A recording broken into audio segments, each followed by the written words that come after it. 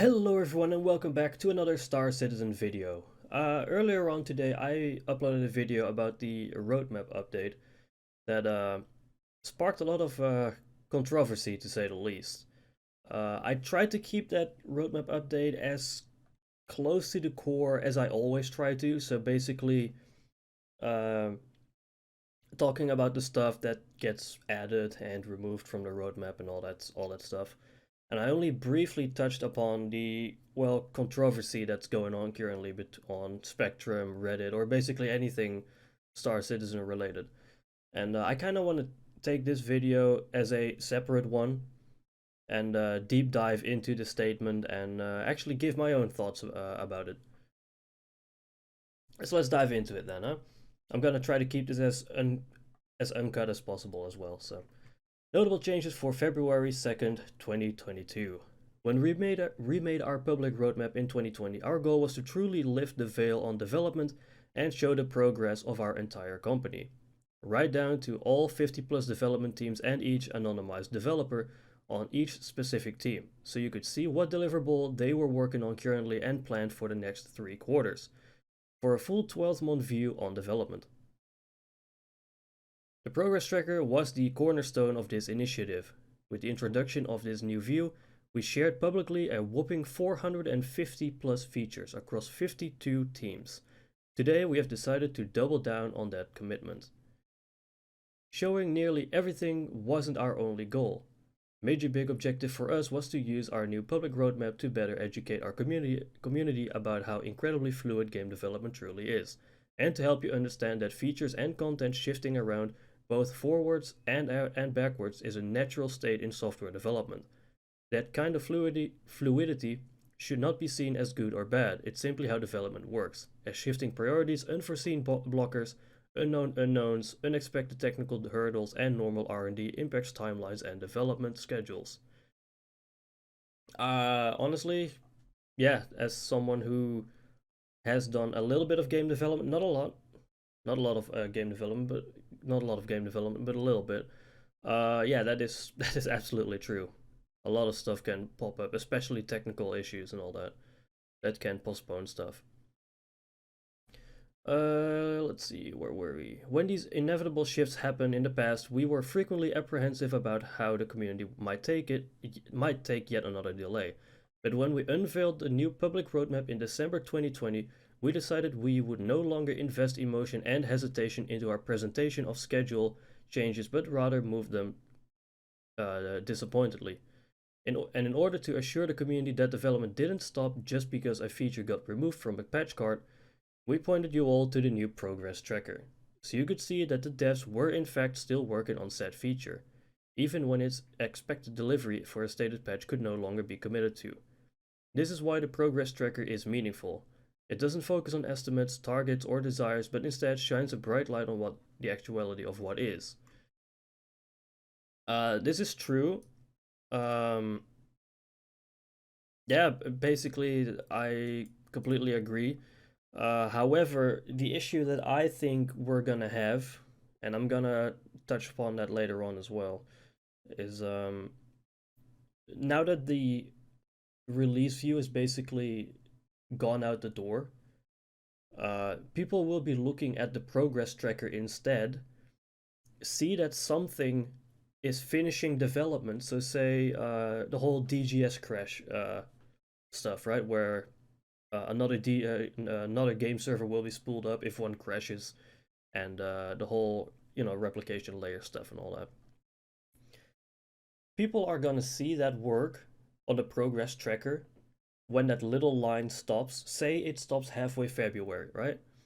People are gonna see that and are like, "Damn, it's done.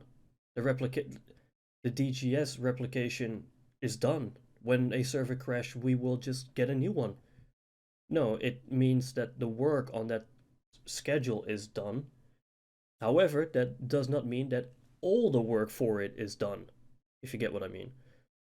They could, like, a year down the road, they could add the exact same thing to the network team again, and it would be continued work. It doesn't mean if the progress tracker says it's done, it's actually done. It means their scheduled work for that is done. And that could legit just be R&D. It could legit just be R&D, like, okay, does this work? No. Does this work? No. Does this work? No. Does this work? Yes. And then later on in their schedule, like a few quarters down, they're going to add the exact same thing, but then they're actually going to implement it. That's at least how I see it. So I think the progress tracker is really cool because you can see all the individual tasks, but I think people will look at the progress tracker in the future the same way they look at the release view currently. So when something is done, the people will think, oh, it's done, we will see it in game soon. But that might not even be the case. Let's see, okay, that's where we were. Okay. Because our focus was very vocally shifting from delivery to progress, we also intentionally decided to minimize the importance of the release view. We no longer wanted you or our developers to focus so much on when a feature was coming out, but to instead focus on what we were working on in the moment and what we plan to tackle next. That was the flaw of the old public roadmap. We only showed you what was coming, so we unintentionally told you that's all that mattered. But with the total shift with the new public roadmap, it was time to focus on progress. That's why the progress tracker is the first thing you see when you go to the roadmap app on our website. We considered that our default public roadmap view. We had considered removing the release view entirely when the new public roadmap debuted. We felt the progress tracker did a much better job of showing what everyone was working on, and it was what we wanted everyone to focus on now, instead of unintended promises. The progress tracker was meant to be what you spend your time really diving into now. It is here that you can see when a feature leaves concepting and moves to integration, or when vehicle art is complete. And now VFX gets to dive in. The sequential changing of hands as content of features make their way through the development pipeline. You see, that is also something that I honestly, actually no, I'm gonna get into that later after this part. However, at the same time, we felt that while the focus should be on development progress, we also still saw value in showing players what features and content they could look forward to down the line, and when they could get their hands on them. Thus, the release view remained. Instead of removing the release view, we opted to add a new functionality where cards could be marked as tentatively planned or committed, and in trying to preserve the legacy and maintain the precedence of the old roadmap. We decided to still hold to a 4 quarters out release view. In hindsight, after living with this new public roadmap for the past 6 quarters, we've come to realize that this was a mistake. I actually agree with that. Why do I agree with that? Because I truly feel that the marketing team sort of hijacked the release view. You would see things on the roadmap that you sort of knew wouldn't make it anyway. For example, the whole persistent hangers and the cargo refactor. Now that the persistent hangers are gone, I actually think that the the cargo refactor will also be gone in the coming weeks. Why?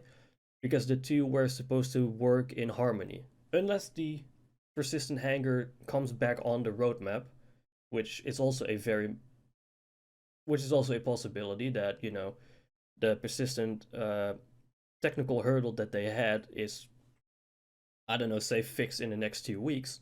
They can continue work on the persistent hangers, and they might be able to fit it in 3.17 again. Who knows?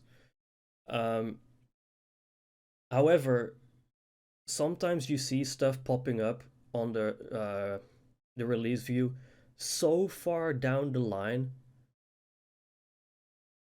that you would already think that it's not going to make it into the game. However, what was used in the past is that the marketing team has used these specific things as a way to, well, market things, right? Especially the Hull C, and coming back to the whole cargo refactor, right? The cargo refactor was on the roadmap.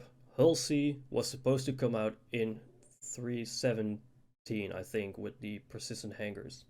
Don't quote me on that, but I think it was 3.17.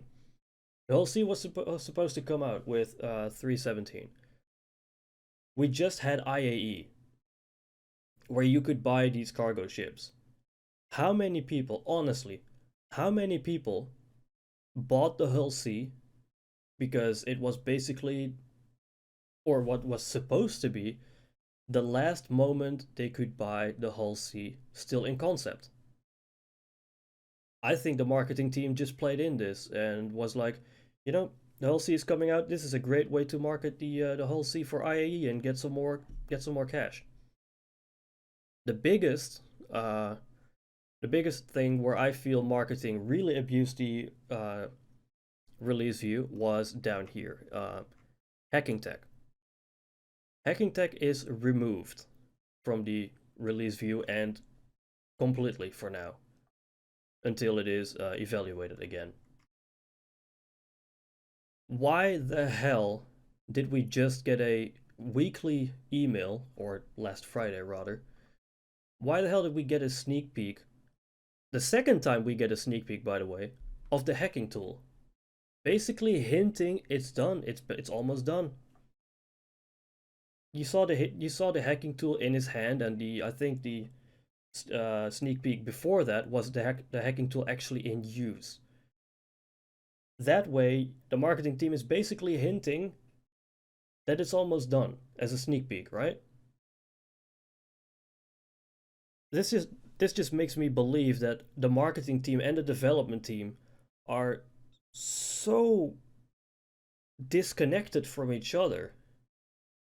I honestly feel that the marketing team and the development team is completely disconnected, especially when you see this kind of stuff. Marketing team uses this, which was supposed to come in 317, something a lot of people I think were looking forward to, teasing it twice in sneak peeks, that it was almost basically hinting that it was done, or almost done rather, and then it's gone. That's where I feel where situations like this is where the marketing team hijacked the roadmap or the release view um, as a way to market stuff. But I digress. Let's go on. It put too much attention on features that had a high probability of shifting around. It has become abundantly clear to us that despite our best efforts to communicate the fluidity of development and how features marked as tentative should sincerely not be relied upon, the general focus of many of our most passionate players has continued to lead them to interpret anything on the release view as a promise. This I don't think is true. I think a lot of people, including myself, uh, every time I make a roadmap update, of course I list the stuff that is getting added to release views. To say like a couple, like last year, earlier last, yeah, like at the end of last year, when the cargo refactor got added on 318. Of course, I named that because it's in the roadmap update. That doesn't mean I think they're gonna make it because it's tentatively still, which to me doesn't look like a promise. It means like that's the most likely feature to make it um into that patch. It's more like hinting towards like, hey, this might be the most done feature, and we might be able to get it in that patch, unless a hurdle shows up like the persistent stuff with the persistent hangers. But I think a lot of people don't actually look at them as actual promises. However, when patches or quarterly patches get gutted 50% almost as a standard thing, 316 was looking really good, completely gutted. You only had a very light patch left. 317 was looking to be very big if the persistent hangers were able to make it in. Hangers and the manager app got gutted. So those are also gone, and 317, in my opinion, is also very light now. The only thing I'm really looking forward for is the selling items to shops. That's what I'm really looking forward to. And CIG, please, they're probably not watching this, but please also make it possible to sell ships and vehicles back to stores, because last wipe I bought a bunch of ships with in-game cash just to try them out. I ended up not liking them, and they were stuck in my hangar for the eternity until the game wiped again. So it would be very nice if I could sell back ships as well to like New Deal. But again, I digress. We want to acknowledge that not all of you saw it that way. Many took our new focus and our words to heart and understood exactly what we tried to convey. But there still remains a very loud contingent of roadmap watchers who see projections as promises, and their continued noise every time we shift deliverables has become a distraction for both internally at CIG and within our community, as well as to prospective Star Citizen fans watching from the sidelines at our open development communications. This is something I think most of the controversy was about. This statement right here. Their continued noise, basically putting people away, putting backers away as noise. As well, yeah, and they become distractions at both CIG as well as to prospective Star Citizen fans watching from the sidelines at our open development communications. I don't feel personally attacked by this. I really don't, because like I said, I always thought that the tentative stuff is not gonna make it in anyway.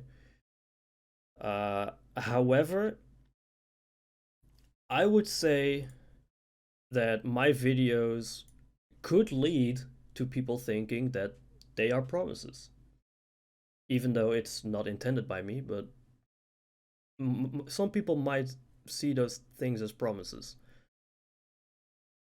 I think the people who really watch the roadmap and the release view, I think those are very prospective Star Citizen fans. I think those are the kind of guys that are really interested in seeing where the project is actually going, who really want to be on top of what's going on. I personally have become part of the backers on December 2017. So 5 years now, something. Sorry for the cut there. I had to do something else real quick. We were talking about about this. I would say personally, I am one of the prospective Star Citizen fans because I watched the roadmap and all that a lot. Why? Because just like Escape from Tarkov, which I've been part of since 2017, Escape from Tarkov. Escape from Tarkov is very close when it comes to development. It's not open like all this. But with Star Citizen, I feel just the same as Tarkov. I want it to succeed. I really, really, really want it to succeed. Because it is one of the games that I personally feel I could sink in so many hours. Just like Tarkov, when that reaches its full goal, which is a full open world MMORPG survival shooter. But Star Citizen is of course on a different level.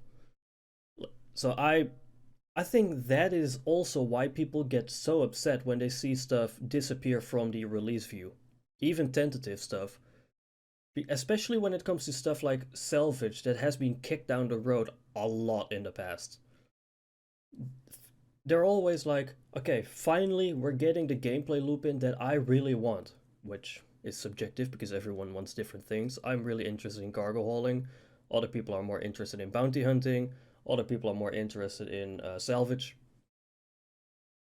So when they see this kind of stuff disappear continuously, getting kicked down the road continuously, yeah, I can actually understand that they're getting pissed about seeing it continuously disappear. And for then CIG to put those people, of course, there's also Rotten Tomatoes in there, of course. People who like to shit on Star Citizen at every turn, at every little thing. And especially this statement right here, I think, is what is going to give Star Citizen and CIG bad press, because we all know Kotaku, we all know how obsessed they can be with Star Citizen and how it's a scam and all that kind of things. This is the kind of fuel Kotaku needs to put up another article if they haven't already. Because by the time of this recording, I don't read Kotaku or whatever, but wouldn't surprise me if they already pushed an article out saying that CIG is keeping backers in the dark now because of this change. But yeah, I can see why people get pissed over this statement, where some people who are really interested in Star Citizen, who wanted to succeed the most. The first person I can think of personally is Salty Mike. Probably not a very, very liked person in the community, especially not amongst the people that really want to shield Star Citizen at every corner. But I think the amount of times Salty Mike complains about stuff, rightfully so, to be honest. Some things he takes way further than it should, but he is one of the people that really wants to see Star Citizen succeed. He's been there on, I think he was at the office as well, test playing Star Marine, I think it was. But he's someone that really wants to see the project succeed. But he also is maybe one of Star Citizen's biggest public critic. And people like that should not be done out with as noise. They should really shouldn't, because that's the kind of people that really want to see the game succeed.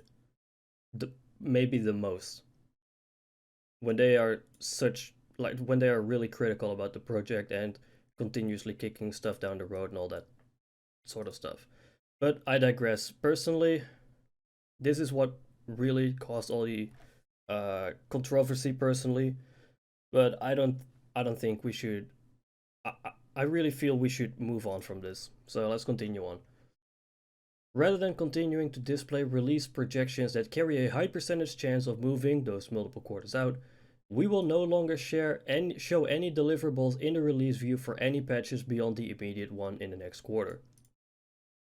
Even though we always added a caveat that a card could move, we feel now that it's better to just not put a deliverable on release view until we can truly commit to it. We're going to emphasize more strongly than ever that you should focus your attention on our progress tracker, which has been our continued goal. Going forward, starting after Alpha 3.18, we will only add cards to the release view one quarter out. Our process remains the same for updating feature status. Cards on release view will be listed as tentative until they pass their final review, in which they are marked as committed upon passing. This is no different than how things are handled today. I personally see this as a really good thing, especially for the aforementioned things that marketing got their hands onto the roadmap and could basically market stuff that had basically zero chance of making it into the game as expected, or expected as tentatively rather.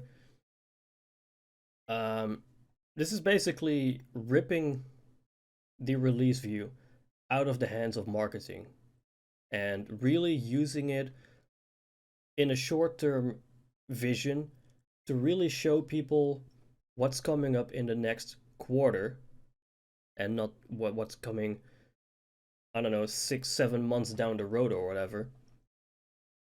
I think personally this is a good change, where we only see things that are supposed to happen or has a bigger chance of happening only for one quarter away. So after 3.18 we will only see what will be in 3.19, but they won't list the entire year again, because that's going to lead to disappointment. A lot of disappointment. Do I think this change will not lead to disappointment? Absolutely not. People will still be disappointed because, like I said at the start, I think people will see the progress tracker now as the new release view. When people see that bar end in the progress tracker, they will be like, oh, it's done. We can see it in the game soon. Or it will be in the game in the next patch. But that's not how it works. And I think that's going to be the next big thing that people will be disappointed about. But I think I have said enough about this topic. If you have any more questions for me about this topic, if you have a specific question about my opinion on something or whatever, please let me know in the comments down below. I will try to answer all of them. And yeah, thank you for watching. If you enjoyed, don't forget to hit that like and subscribe button. And yeah, I will see you in the next Star Citizen video. Take care.